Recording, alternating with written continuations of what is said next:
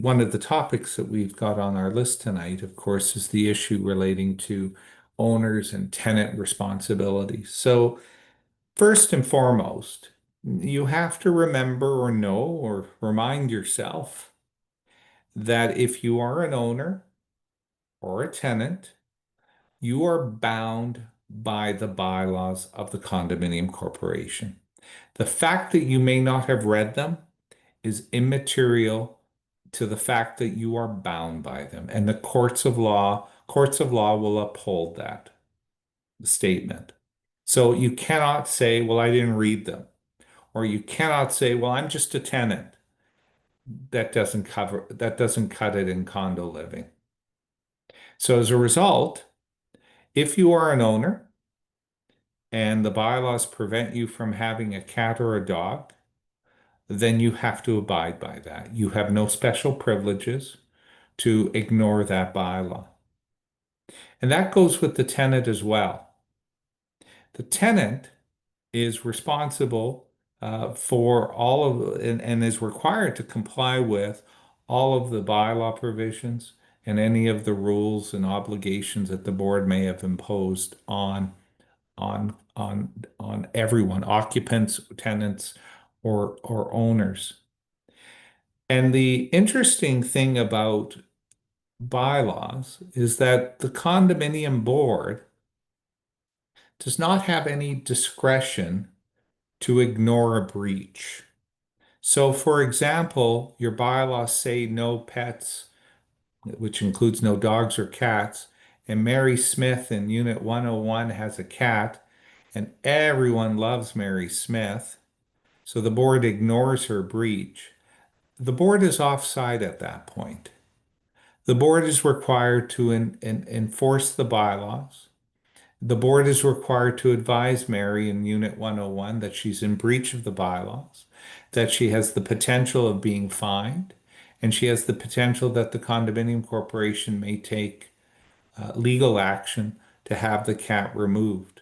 Facts matter, and so what the specific facts matter will depend on whether or not your lawyer will tell you to bring an action or not.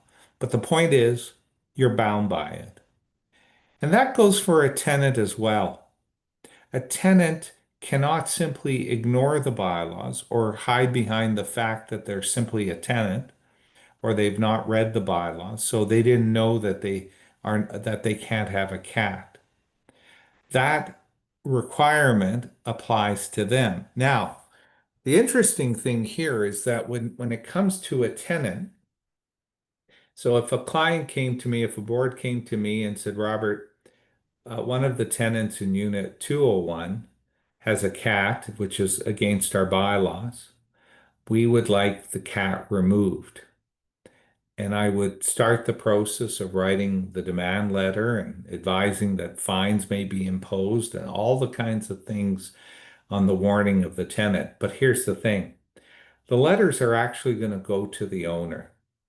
And it is the owner that is going to be exposed to potential legal fees, potential fines, and everything like that. And the owner's going to say, well, wait a minute, I don't live there, it's my tenant. It's your responsibility. And if you as an owner are being hit with fines because one of your tenants is breaching the bylaw, well, then you as an owner can go after your tenant for reimbursement. But the condominium corporation is going to go after you as the owner. And so it's so critical as well for owners to remind their tenants of abiding and following up with respect to the law when it comes to condo living. And so an owner cannot simply hide behind the facade of saying, well, I don't live there. I didn't know my tenant had a cat. Not my problem. You go deal with it. Yeah, that's not going to cut it. You're going to have to say, I'm so sorry. I will deal with my tenant right away. Please do not take any legal steps against me. I will deal with it. That's what a good owner would do to prevent the condominium corporation from engaging legal costs and starting a legal fight here.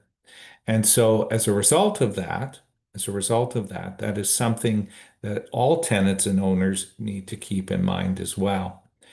Owners also have a responsibility under the Condominium Property Act to let the condominium board know through their property manager the name of their tenant and their monthly rent as well. That information is required of the condominium corporation. And for example, if an owner is not paying their condo fees for whatever reason, they fall in arrears, and there's a tenant in the unit, condominium corporation can direct the tenant to pay their monthly rent to the condominium corporation instead of the owner to deal with the arrears. And the tenant would be required under law to do so.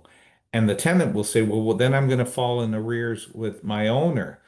And the good thing for the tenant is that the payment of the condo fees is deemed payment of the rent. So the tenant is not in a bad position at all. The owner is, but not the tenant. And so those powers are available to condominium corporations as well. And so the other thing too, which has some interesting components in condo living, not all, some bylaws allow tenants to be on the board and have a space or two for tenants to be on the board. Some bylaws are written that way because they feel that people who are tenants have an equal say or should have an equal say in the quality life of the building. Many do not. And if your bylaws do not allow for a tenant to be on the board, well, they can't be on the board.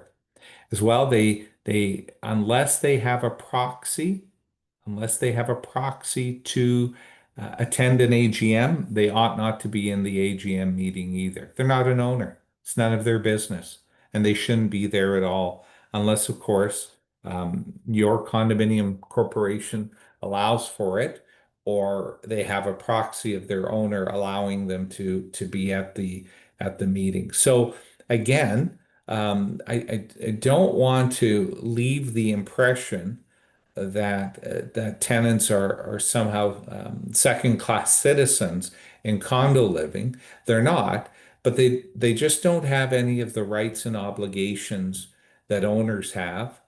And so they just don't have certain privileges that owners have.